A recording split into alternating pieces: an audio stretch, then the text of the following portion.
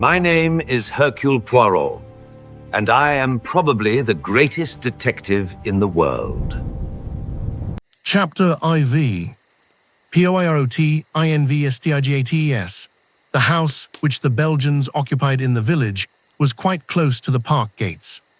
One could save time by taking a narrow path through the long grass. Chapter IV. Poirot Investigates. The house, which the Belgians occupied in the village, was quite close to the park gates. One could save time by taking a narrow path through the long grass, which cut off the detours of the winding drive. So I accordingly went that way. I had nearly reached the lodge when my attention was arrested by the running figure of a man approaching me. It was Mr. Inglethorpe. Where had he been? How did he intend to explain his absence? He accosted me eagerly. My God, this is terrible. My poor wife. I have only just heard. Where have you been? I asked. Denby kept me late last night. It was 1 o'clock before we'd finished. Then I found that I'd forgotten the latchkey after all. I didn't want to arouse the household, so Denby gave me a bed. How did you hear the news? I asked. Wilkins knocked Denby up to tell him. My poor Emily. She was so self-sacrificing, such a noble character. She overtaxed her strength. A wave of revulsion swept over me. What a consummate hypocrite the man was. I must hurry on, I said, thankful that he did not ask me whither I was bound. In a few minutes, I was knocking at the door of Leastway's cottage.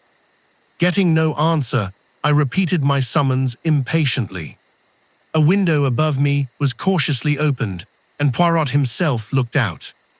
He gave an exclamation of surprise at seeing me. In a few brief words, I explained the tragedy that had occurred and that I wanted his help. Wait, my friend, I will let you in, and you shall recount to me the affair whilst I dress. In a few moments, he had unbarred the door, and I followed him up to his room. There he installed me in a chair, and I related the whole story, keeping back nothing and omitting no circumstance, however insignificant, whilst he himself made a careful and deliberate toilet. I told him of my awakening, of Mrs. Inglethorpe's dying words, of her husband's absence, of the quarrel the day before, of the scrap of conversation between Mary and her mother-in-law that I had overheard, of the former quarrel between Mrs. Inglethorpe and Evelyn Howard, and of the latter's innuendos. I was hardly as clear as I could wish. I repeated myself several times, and occasionally had to go back to some detail that I had forgotten. Poirot smiled kindly on me. The mind is confused. Is it not so? Take time, mon ami. You are agitated, you are excited, it is but natural. Presently, when we are calmer, we will arrange the facts neatly, each in his proper place. We will examine and reject. Those of importance we will put on one side, those of no importance poof. He screwed up his cherub-like face and puffed comically enough, blow them away. That's all very well, I objected, but how are you going to decide what is important and what is? That always seems the difficulty to me. Poirot shook his head energetically. He was now arranging his moustache with exquisite care. Not so. Voyons. One fact leads to another, so we continue. Does the next fit in with that? A merveille. Good. We can proceed. This next little fact, no. Ah, that is curious. There is something missing, a link in the chain that is not there. We examine. We search. And that little curious fact, that possibly paltry little detail that will not tally, we put it here. He made an extravagant gesture with his hand. It is significant. It is tremendous. Why is? Ugh. Poirot shook his forefinger so fiercely at me that I quailed before it. Beware.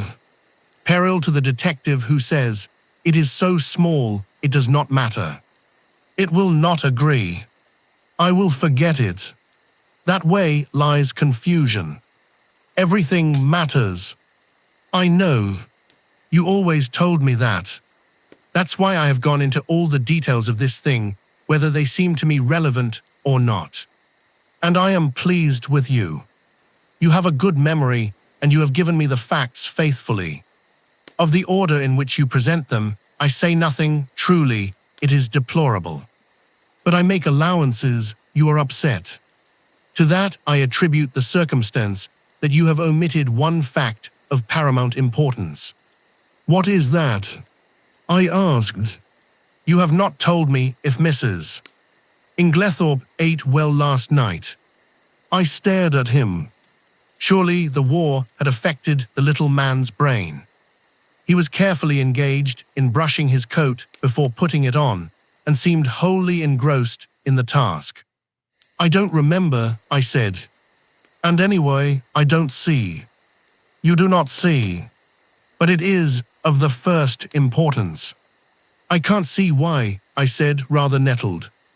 As far as I can remember, she didn't eat much. She was obviously upset, and it had taken her appetite away. That was only natural. Yes, said Poirot thoughtfully, it was only natural. He opened a drawer and took out a small dispatch case, then turned to me. Now I am ready.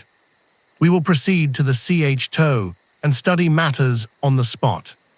Excuse me, Mon Ami, you dressed in haste, and your tie is on one side. Permit me. With a deft gesture, he rearranged it. Ayst. Now shall we start? We hurried up the village and turned in at the lodge gates. Poirot stopped for a moment and gazed sorrowfully over the beautiful expanse of park, still glittering with morning dew. So beautiful, and yet the poor family plunged in sorrow, prostrated with grief. He looked at me keenly as he spoke, and I was aware that I reddened under his prolonged gaze. Was the family prostrated by grief? Was the sorrow at Mrs. Inglethorpe's death so great? I realized that there was an emotional lack in the atmosphere. The dead woman had not the gift of commanding love. Her death was a shock and a distress, but she would not be passionately regretted. Poirot seemed to follow my thoughts. He nodded his head gravely. No, you are right, he said. It is not as though there was a blood tie. She has been kind and generous to these Cavendishes, but she was not their own mother. Blood tells, always remember that blood tells. Poirot, I said, I wish you would tell me why you wanted to know if Mrs. Inglethorpe ate well last night. I have been turning it over in my mind, but I can't see how it has anything to do with the matter. He was silent for a minute or two as we walked along, but finally he said, I do not mind telling you, though, as you know, it is not my habit to explain until the end is reached. The present contention is that Mrs. Inglethorpe died of strychnine poisoning, presumably administered in her coffee. Yes. Well, what time was the coffee served? About 8 o'clock. Therefore she drank it between then and 8:30, certainly not much later. Well, strychnine is a fairly rapid poison. Its effects would be felt very soon, probably in about an hour. Yet in Mrs. Inglethorpe's case, the symptoms do not manifest themselves until 5 o'clock the next morning, 9 hours. But a heavy meal, taken at about the same time as the poison, might retard its effects, though hardly to that extent. Still, it is a possibility to be taken into account. But according to you, she ate very little for supper, and yet the symptoms do not develop until early the next morning. Now that is a curious circumstance, my friend.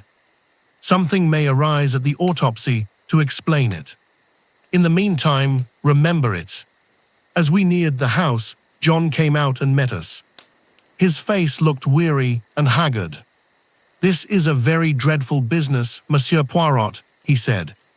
Hastings has explained to you that we are anxious for no publicity. I comprehend perfectly. You see, it is only suspicion so far. We have nothing to go upon. Precisely. It is a matter of precaution only. John turned to me, taking out his cigarette case and lighting a cigarette as he did so. You know that fellow Inglethorpe is back. Yes, I met him. John flung the match into an adjacent flower bed, a proceeding which was too much for Poirot's feelings. He retrieved it and buried it neatly. It's jolly difficult to know how to treat him.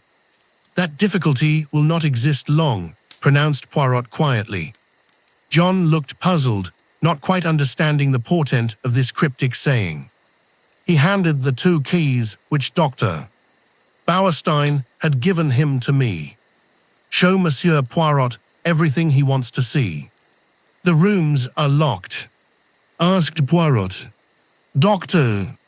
Bauerstein considered it advisable. Poirot nodded thoughtfully. Then he is very sure. Well, that simplifies matters for us. We went up together to the room of the tragedy. For convenience, I append a plan of the room and the principal articles of furniture in it. Poirot locked the door on the inside and proceeded to a minute inspection of the room. He darted from one object to the other with the agility of a grasshopper. I remained by the door, fearing to obliterate any clues. Poirot, however, did not seem grateful to me for my forbearance. What have you, my friend, he cried, that you remain there like, how do you say it? Ah, yes, the stuck pig. I explained that I was afraid of obliterating any footmarks. Footmarks? But what an idea! There has already been practically an army in the room. What footmarks are we likely to find? No, come here and aid me in my search. I will put down my little case until I need it. He did so on the round table by the window, but it was an ill-advised proceeding, for the top of it being loose, it tilted up and precipitated the dispatch case on the floor. A voile-hewn table, cried Poirot. Ah, my friend, one may live in a big house and yet have no comfort. After which piece of moralizing, he resumed his search. A small purple dispatch case, with a key in the lock, on the writing table, engaged his attention for some time. He took out the key from the lock and passed it to me to inspect. I saw nothing peculiar, however. It was an ordinary key of the Yale type, with a bit of twisted wire through the handle. Next, he examined the framework of the door we had broken in, assuring himself that the bolt had really been shot. Then he went to the door opposite, leading into Cynthia's room. That door was also bolted, as I had stated. However, he went to the length of unbolting it and opening and shutting it several times. This he did with the utmost precaution against making any noise. Suddenly, something in the bolt itself seemed to rivet his attention. He examined it carefully, and then, nimbly whipping out a pair of small forceps from his case, he drew out some minute particle, which he carefully sealed up in a tiny envelope. On the chest of drawers, there was a tray with a spirit lamp and a small saucepan on it. A small quantity of a dark fluid remained in the saucepan, and an empty cup and saucer that had been drunk out of stood near it. I wondered how I could have been so unobservant as to overlook this. Here was a clue worth having. Poirot delicately dipped his finger into liquid and tasted it gingerly. He made a grimace. Cocoa with, I think, rum in it.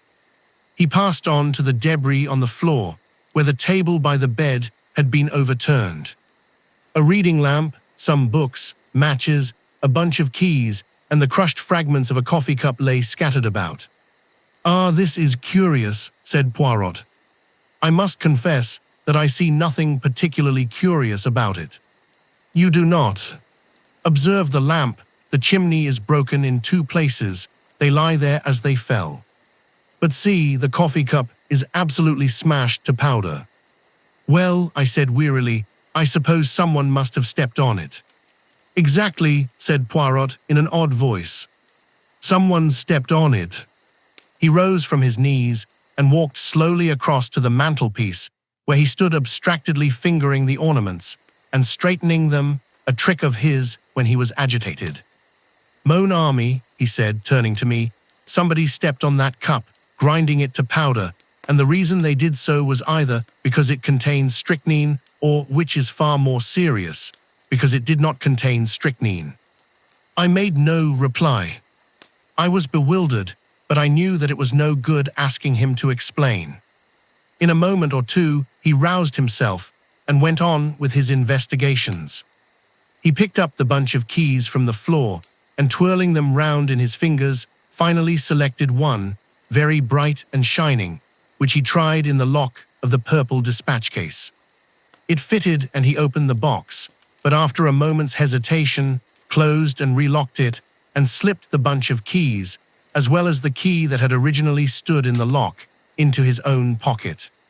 I have no authority to go through these papers, but it should be done at once. He then made a very careful examination of the drawers of the washstand. Crossing the room to the left-hand window, a round stain, hardly visible on the dark brown carpet, seemed to interest him particularly. He went down on his knees, examining it minutely, even going so far as to smell it. Finally, he poured a few drops of the cocoa into a test tube, sealing it up carefully. His next proceeding was to take out a little notebook. "We have found in this room," he said, writing busily, 6 points of interest. "Shall I enumerate them, or will you?" "Oh, you," I replied hastily. "Very well, then. 1. A coffee cup that has been ground into powder. 2. A dispatch case with a key in the lock. 3. A stain on the floor." "That may have been done some time ago," I interrupted. "No, for it is still perceptibly damp and smells of coffee." 4. A fragment of some dark green fabric, only a thread or two, but recognizable. "Ah," I cried. "That was what you sealed up in the envelope." "Yes. It may turn out to be a piece of one of Mrs. Inglethorpe's own dresses, and quite unimportant. We shall see. 5. This." With a dramatic gesture, he pointed to a large splash of candle grease on the floor by the writing table. "It must have been done since yesterday, otherwise a good housemaid would have at once removed it with blotting paper and a hot iron. One of my best hats once, but that is not to the point. It was very likely done last night. We were very agitated. Or perhaps Mrs. Inglethorpe herself dropped her candle. You brought only one candle into the room." "Yes. Lawrence Cavendish was carrying it. But he was very upset. He seemed to see something over here." I indicated the mantelpiece that absolutely paralyzed him. "That is interesting," said Poirot quickly. "Yes, it is suggestive, his eye sweeping the whole length of the wall, but it was not his candle that made this great patch, for you perceive that this is white grease, whereas Monsieur Lawrence's candle, which is still on the dressing table, is pink. On the other hand, Mrs. Inglethorpe had no candlestick in the room, only a reading lamp." "Then," I said, "what do you deduce?" To which my friend only made a rather irritating reply, urging me to use my own natural faculties. "And the 6th point?" I asked. "I suppose it is the sample of cocoa." "No," said Poirot thoughtfully. "I might have included that in the 6, but I did not. No, the 6th point I will keep to myself for the present." He looked quickly round the room. "There is nothing more to be done here, I think, unless—" He stared earnestly and long at the dead ashes in the grate. "The fire burns and it destroys. But by chance there might be, let us see." Deftly, on hands and knees, he began to sort the ashes from the grate into the fender, handling them with the greatest caution. Suddenly, he gave a faint exclamation. "The forceps, Hastings." I quickly handed them to him, and with skill, he extracted a small piece of half-charred paper. "There, Moan Army," he cried. "What do you think of that?" I scrutinized the fragment. This is an exact reproduction of it. I was puzzled. It was unusually thick, quite unlike ordinary notepaper. Suddenly, an idea struck me. "Poirot," I cried. "This is a fragment of a will." "Exactly." I looked up at him sharply. "You are not surprised?" "No," he said gravely. "I expected it." I relinquished the piece of paper and watched him put it away in his case, with the same methodical care that he bestowed on everything. My brain was in a whirl. What was this complication of a will? Who had destroyed it? The person who had left the candle grease on the floor. Obviously. But how had anyone gained admission? All the doors had been bolted on the inside. "Now, my friend," said Poirot briskly, "we will go. I should like to ask a few questions of the parlour-maid, Dorcas. Her name is it not?" We passed through Alfred Inglethorpe's room, and Poirot delayed long enough to make a brief but fairly comprehensive examination of it. We went out through that door, locking both it and that of Mrs. Inglethorpe's room as before. I took him down to the boudoir which he had expressed a wish to see, and went myself in search of Dorcas. When I returned with her, however, the boudoir was empty. "Poirot," I cried, "where are you?" "I am here, my friend." He had stepped outside the French window and was standing, apparently lost in admiration, before the various shaped flower beds. "Admirable," he murmured. "Admirable. What symmetry! Observe that crescent, and those diamonds, their neatness rejoices the eye.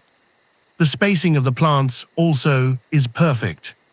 It has been recently done, is it not so?" "Yes, I believe they were at it yesterday afternoon." "But come in, Dorcas is here." "Eh bien, eh bien. Do not grudge me a moment's satisfaction of the eye." "Yes, but this affair is more important." "And how do you know that these fine begonias are not of equal importance?" I shrugged my shoulders. There was really no arguing with him if he chose to take that line. "You do not agree. But such things have been. Well, we will come in and interview the brave Dorcas."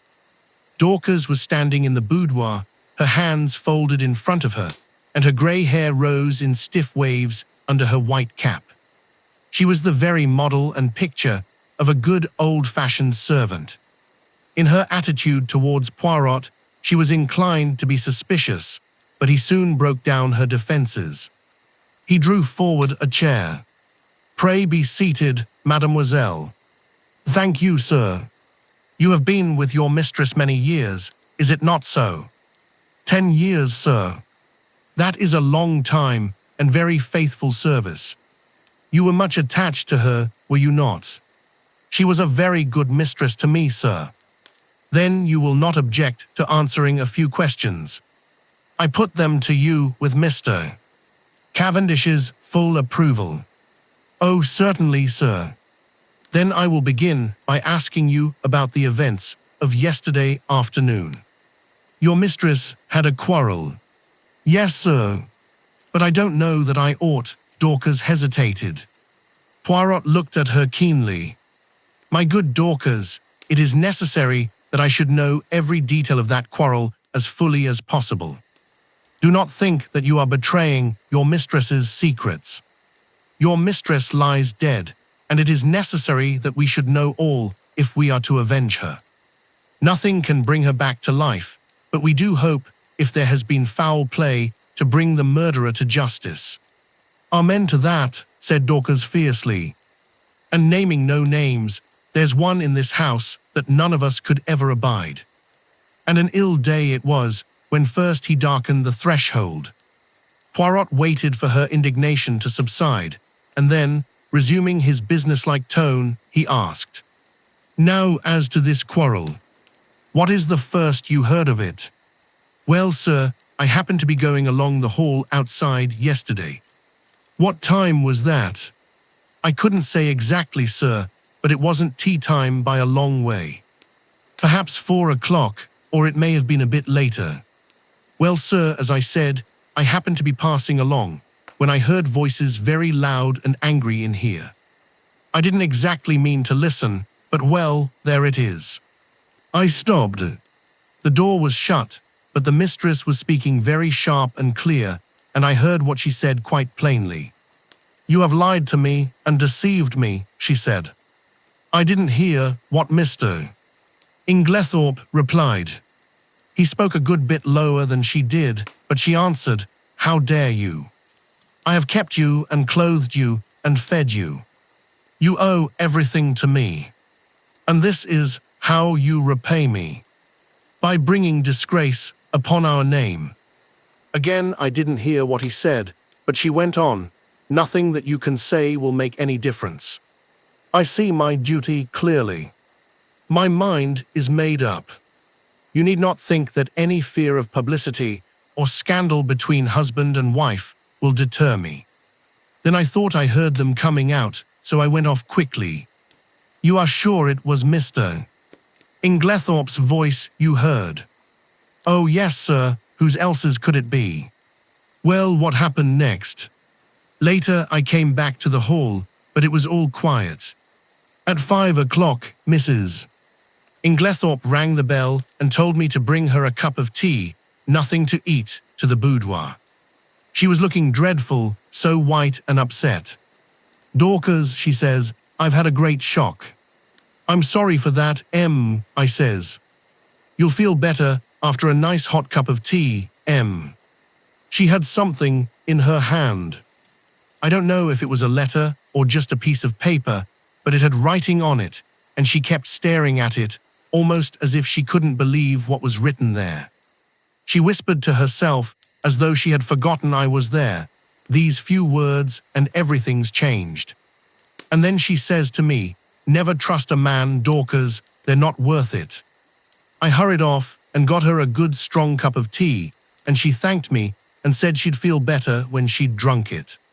I don't know what to do, she says. Scandal between husband and wife is a dreadful thing, Dorcas. I'd rather hush it up if I could. Mrs. Cavendish came in just then, so she didn't say any more.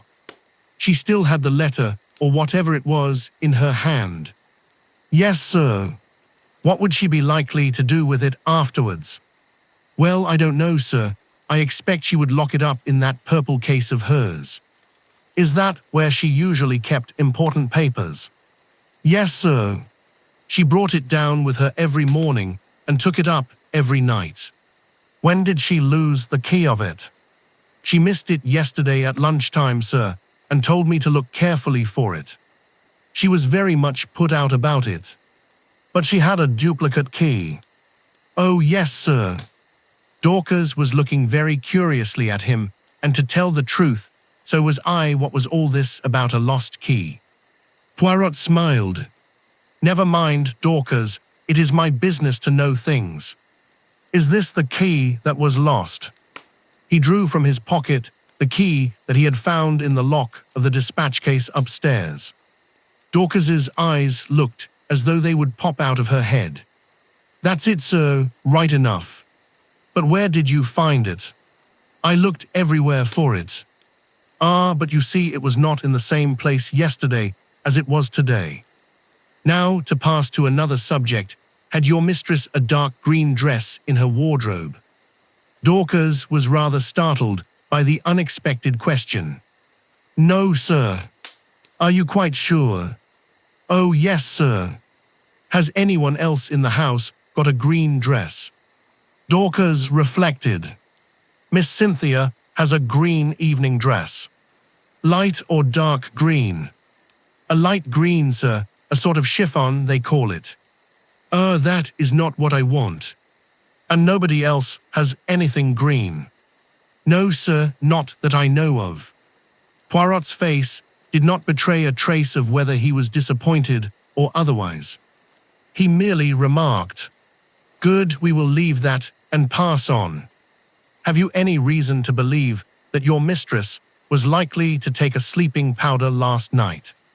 Not last night, sir. I know she didn't. Why do you know so positively? Because the box was empty. She took the last 2 days ago, and she didn't have any more made up. You are quite sure of that? Positive, sir. Then that is cleared up. By the way, your mistress didn't ask you to sign any paper yesterday. To sign a paper? No, sir. When Mr. Hastings and Mr. Lawrence came in yesterday evening, they found your mistress busy writing letters. I suppose you can give me no idea to whom these letters were addressed. I'm afraid I couldn't, sir. I was out in the evening. Perhaps Annie could tell you, though she's a careless girl. Never cleared the coffee cups away last night. That's what happens when I'm not here to look after things. Poirot lifted his hand. Since they have been left, Dorcas, leave them a little longer, I pray you. I should like to examine them. Very well, sir. What time did you go out last evening? About 6 o'clock, sir. Thank you, Dorcas. That is all I have to ask you. He rose and strolled to the window. I have been admiring these flower beds. How many gardeners are employed here, by the way? Only 3 now, sir. 5 we had before the war, when it was kept as a gentleman's place should be. I wish you could have seen it then, sir. A fair sight it was. But now there's only old Manning and young William and a new-fashioned woman gardener in breeches and such like. Ah, these are dreadful times. The good times will come again, Dorcas. At least we hope so. Now, will you send Annie to me here? Yes, sir. Thank you, sir. How did you know that Mrs. Inglethorpe took sleeping powders? I asked in lively curiosity as Dorcas left the room. And about the lost key and the duplicate. One thing at a time. As to the sleeping powders, I knew by this. He suddenly produced a small cardboard box, such as chemists use for powders. Where did you find it? In the washstand drawer in Mrs. Inglethorpe's bedroom. It was number 6 of my catalogue. But I suppose, as the last powder was taken 2 days ago, it is not of much importance. Probably not, but do you notice anything that strikes you as peculiar about this box? I examined it closely. No, I can't say that I do. Look at the label. I read the label carefully. 1 powder to be taken at bedtime if required. Mrs. Inglethorpe. No, I see nothing unusual. Not the fact that there is no chemist's name. Odd, I exclaimed. To be sure, that is odd. Have you ever known a chemist to send out a box like that without his printed name? No, I can't say that I have. I was becoming quite excited, but Poirot damped my ardor by remarking, "Yet the explanation is quite simple. So do not intrigue yourself, my friend." An audible creaking proclaimed the approach of Annie, so I had no time to reply. Annie was a fine, strapping girl and was evidently laboring under intense excitement, mingled with a certain ghoulish enjoyment of the tragedy. Poirot came to the point at once, with a businesslike briskness. "I sent for you, Annie, because I thought you might be able to tell me something about the letters Mrs. Inglethorpe wrote last night. How many were there? And can you tell me any of the names and addresses?" Annie considered. "There were 4 letters, sir. 1 was to Miss Howard and 1 was to Mr. Wells, the lawyer, and the other 2 I don't think I remember, sir. Oh, yes, 1 was to Ross's, the caterers in Tadminster. The other 1 I don't remember." "Think," urged Poirot. Annie racked her brains in vain. "I'm sorry, sir, but it's clean gone. I don't think I can have noticed it." "It does not matter," said Poirot, not betraying any sign of disappointment. Now I want to ask you about something else. There is a saucepan in Mrs. Inglethorpe's room with some cocoa in it. Did she have that every night? Yes, sir, it was put in her room every evening, and she warmed it up in the night whenever she fancied it. What was it? Plain cocoa. Yes, sir, made with milk, with a teaspoonful of sugar and 2 teaspoonfuls of rum in it. Who took it to her room? I did, sir. Always. Yes, sir. At what time? When I went to draw the curtains, as a rule, sir. Did you bring it straight up from the kitchen then? No, sir. You see, there's not much room on the gas stove, so cook used to make it early, before putting the vegetables on for supper. Then I used to bring it up and put it on the table by the swing door and take it into her room later. The swing door is in the left wing, is it not? Yes, sir. And the table, is it on this side of the door or on the father servant's side? It's this side, sir. What time did you bring it up last night? About 7:15, I should say, sir. And when did you take it into Mrs. Inglethorpe's room? When I went to shut up, sir. About 8 o'clock. Mrs. Inglethorpe came up to bed before I'd finished. Then, between 7:15 and 8 o'clock, the cocoa was standing on the table in the left wing. Yes, sir. Annie had been growing redder and redder in the face, and now she blurted out unexpectedly. And if there was salt in it, sir, it wasn't me. I never took the salt near it. What makes you think there was salt in it? Asked Poirot. Seeing it on the tray, sir. You saw some salt on the tray? Yes, sir. Coarse kitchen salt, it looked. I never noticed it when I took the tray up, but when I came to take it into the mistress's room, I saw it at once, and I suppose I ought to have taken it down again and asked cook to make some fresh. But I was in a hurry because Dorcas was out, and I thought maybe the cocoa itself was all right, and the salt had only gone on the tray. So I dusted it off with my apron and took it in. I had the utmost difficulty in controlling my excitement. Unknown to herself, Annie had provided us with an important piece of evidence. How she would have gaped if she had realized that her coarse kitchen salt was strychnine, one of the most deadly poisons known to mankind. I marveled at Poirot's calm. His self-control was astonishing. I awaited his next question with impatience, but it disappointed me. When you went into Mrs. Inglethorpe's room, was the door leading into Miss Cynthia's room bolted? Oh, yes, sir, it always was. It had never been opened. And the door into Mr. Inglethorpe's room. Did you notice if that was bolted too? Annie hesitated. I couldn't rightly say, sir. It was shut, but I couldn't say whether it was bolted or not. When you finally left the room, did Mrs. Inglethorpe bolt the door after you? No, sir, not then, but I expect she did later. She usually did lock it at night. The door into the passage, that is. Did you notice any candle grease on the floor when you did the room yesterday? Candle grease? Oh, no, sir.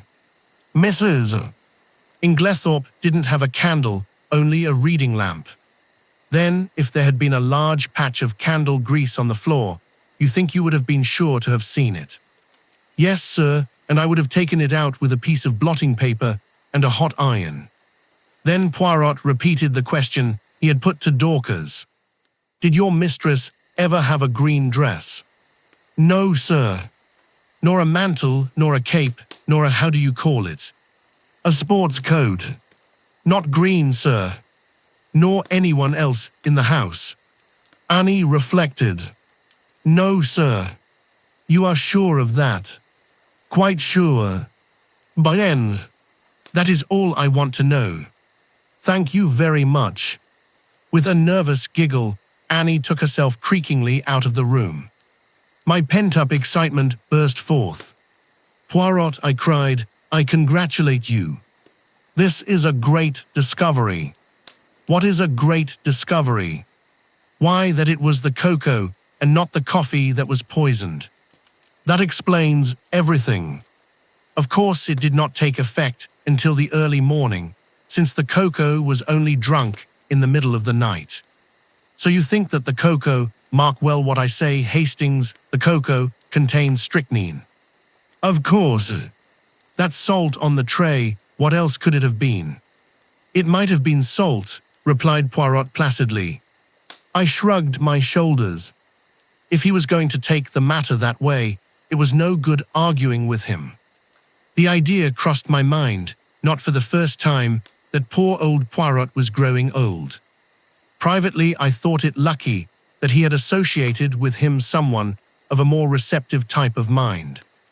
Poirot was surveying me with quietly twinkling eyes. You are not pleased with me, mon ami. My dear Poirot, I said coldly, it is not for me to dictate to you. You have a right to your own opinion, just as I have to mine. A most admirable sentiment, remarked Poirot, rising briskly to his feet. Now I have finished with this room. By the way, whose is the smaller desk in the corner? Mr. Inglethorpe's. Oh. He tried the roll top tentatively. Locked, but perhaps one of Mrs. Inglethorpe's keys would open it. He tried several, twisting and turning them with a practiced hand, and finally uttering an ejaculation of satisfaction. Voile. It is not the key, but it will open it at a pinch. He slid back the roll top and ran a rapid eye over the neatly filed papers. To my surprise, he did not examine them, merely remarking approvingly as he relocked the desk. Decidedly, he is a man of method, this Mr. Inglethorpe. A man of method was, in Poirot's estimation, the highest praise that could be bestowed on any individual. I felt that my friend was not what he had been as he rambled on disconnectedly. There were no stamps in his desk, but there might have been a mon ami. There might have been. Yes, his eyes wandered round the room. This boudoir has nothing more to tell us. It did not yield much. Only this. He pulled a crumpled envelope out of his pocket and tossed it over to me. It was rather a curious document. A plain, dirty-looking old envelope with a few words scrawled across it, apparently at random. The following is a facsimile of it. To be continued, please like this video and subscribe to the channel.